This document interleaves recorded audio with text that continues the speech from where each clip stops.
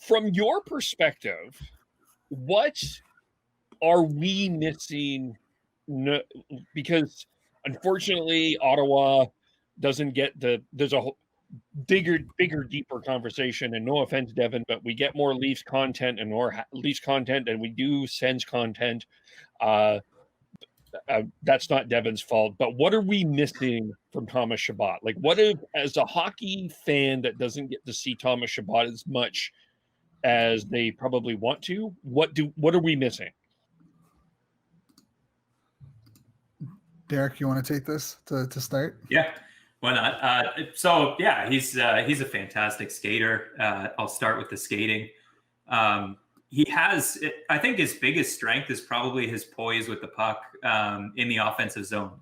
So, you pass him the puck on the blue line, he's able to walk the line and kind of wait out the pressure. So he gets that crucial shot to get through to the net almost every time.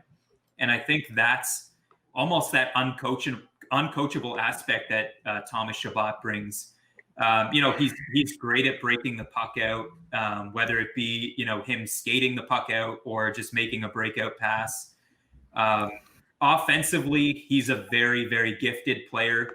Defensively, he's got a lot to work on, if I'm being honest. So, some of the flaws that you're missing with Chabot, his gap control isn't necessarily good. Just his sheer strength isn't what I would call good.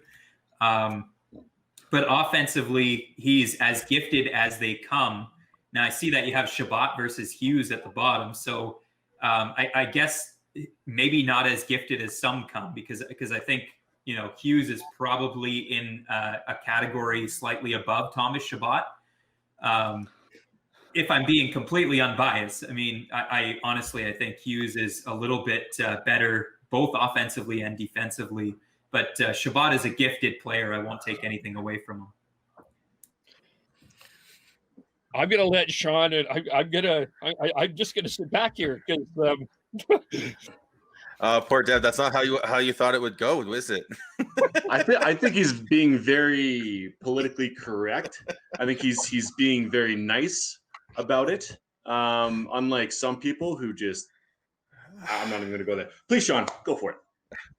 Well, like I said, I think this all started when we started talking about ranking the top 5 defensemen on Canadian teams. And for me, it's Chabot and Hughes as your 1A, 1B, you choose. And I think you can't go wrong either way. And then you didn't say that. You said it was you have Hughes ahead. Stop. I do have Hughes ahead. And you didn't say pick 'em. You didn't say pick 'em. I've said it's close. No, I've said you haven't. Yes, Stop I have. But and a lot of what you said is exactly why I have Hughes ahead of Chabot right now. Is I do believe he's a better offensive player than Chabot, but I think right now Chabot is a better defensive player than Hughes.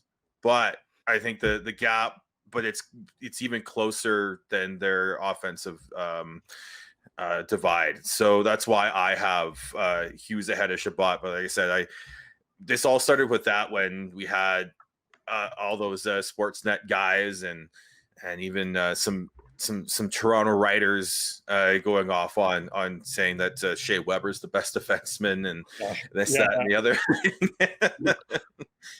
But like I said, I like how you broke that down there, Derek, in terms of his gap control is something, but that's going to come. And I wouldn't be surprised if that he fixes that this year, and then we can revisit it next year, depending on how Hughes does this year. And it could be just as a heated debate. Now, Shane, what's your thoughts on this? Are you gonna make Devin smile, or are you gonna make him frown? I'm picking Chabot hand over fist, and he's the, and I mean, again, we were talking about World Juniors earlier. He's the only defenseman to win World Juniors MVP. He has played on some horrible Senators teams. He had 55 points 2 years ago, and Ottawa finished basically dead last.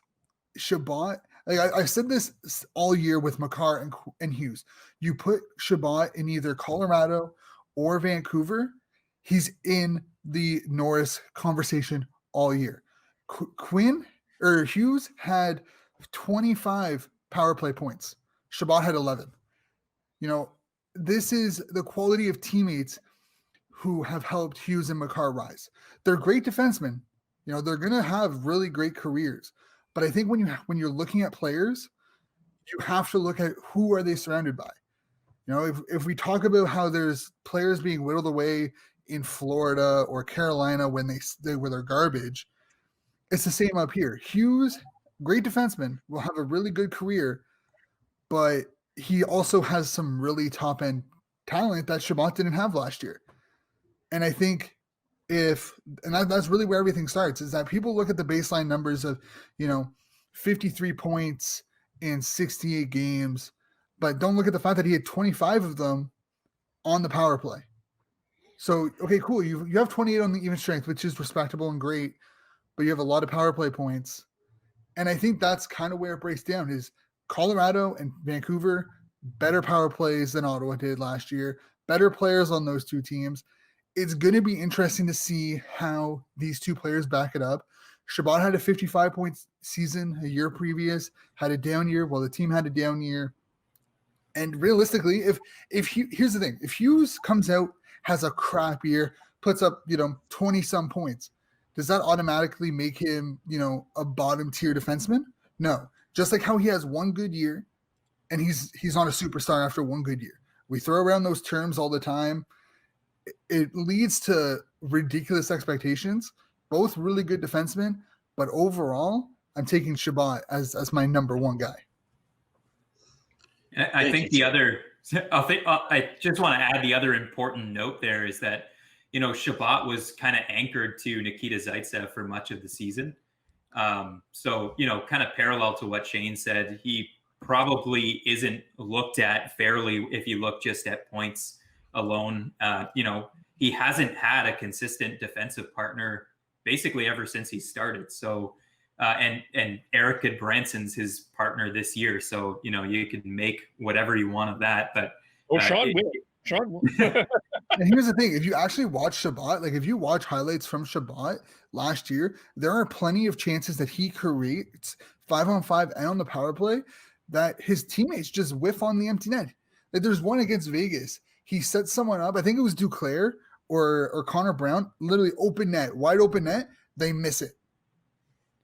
And it's things like that. Like, if Hughes did that, I guarantee you if it's for, Pettersson or Miller or Horvat, they bury it. And I think that's why, people look at it as like, these are the best defensemen after 1 year, but they ignore the fact that, you're playing with some of the best players in the league right now.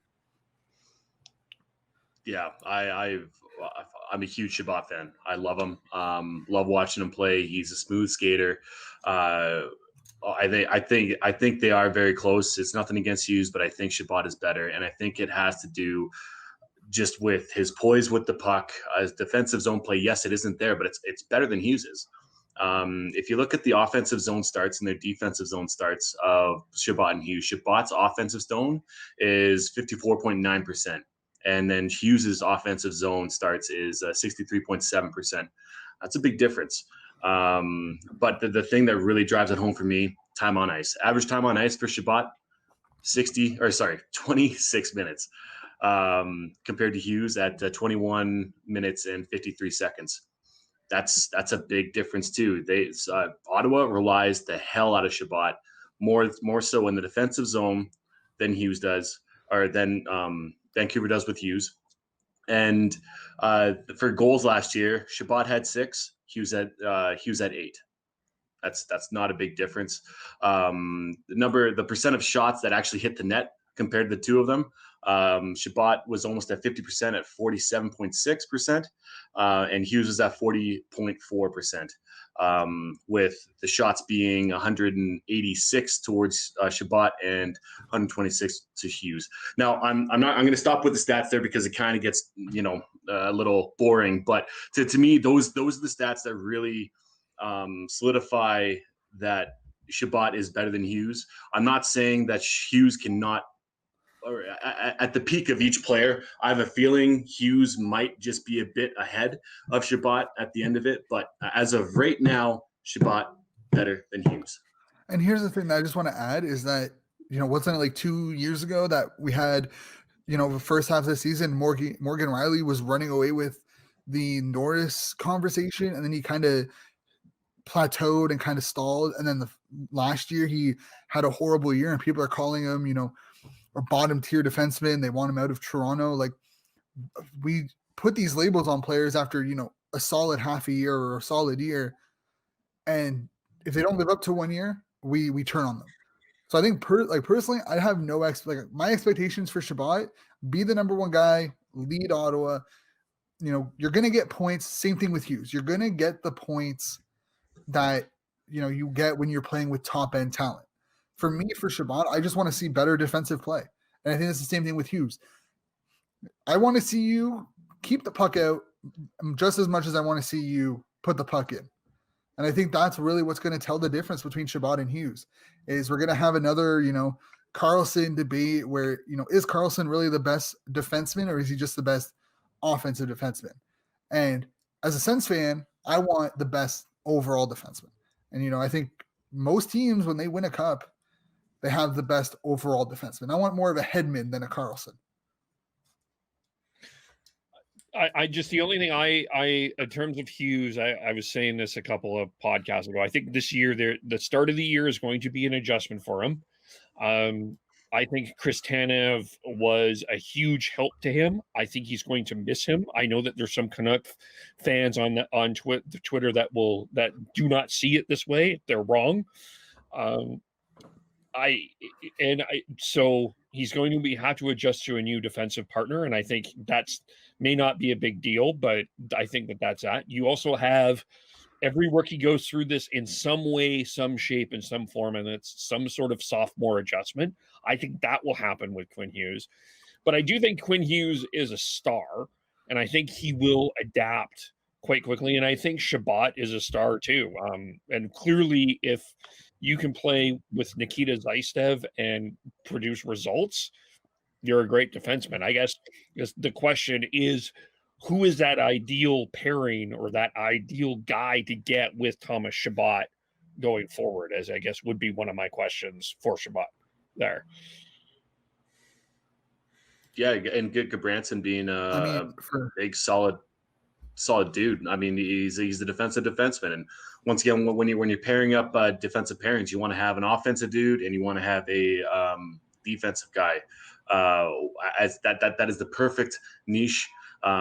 Because once that offensive defenseman wants to step up, that defensive guy is right there to make sure that his ass is covered. And it's also up to the forwards on the ice to recognize that as well. And I just watching Vancouver and how well they play the game and how well they read situations is a bit better than Ottawa's. So it's just having that trust within the entire team, but most of all, your defensive partner is huge when it comes down to debates on whether or not one player is better than the other. Yeah. And here's the thing: talking to people who follow Anaheim and listening to the Anaheim fans, they felt like Cam Fowler settled down a lot once he was paired with Goodbranson last year after he came over in a trade.